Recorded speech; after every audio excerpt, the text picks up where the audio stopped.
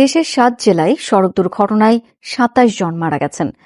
টাঙ্গাইলের কালিহাতী উপজেলায় সরাতৈল এলাকায় রড বোঝাই ট্রাক উল্টে প্রাণ গেছে ১৫ জনের, আহত হয়েছেন ৯ জন।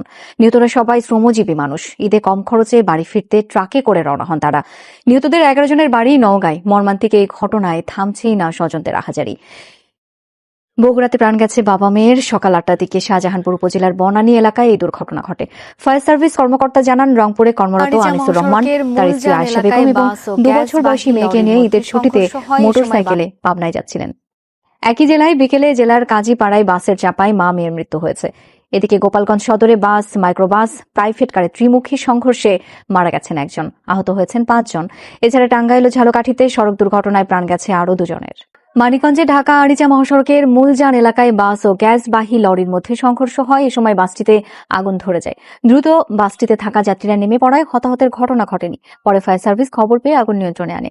এদিকে দুর্ঘটনার কারণে ঢাকা আরিচা মহাসড়কে যানজটের সৃষ্টি হয়। পরে ক্ষতিগ্রস্ত গাড়িগুলো সরিয়ে নিলে স্বাভাবিক হয় চলাচল।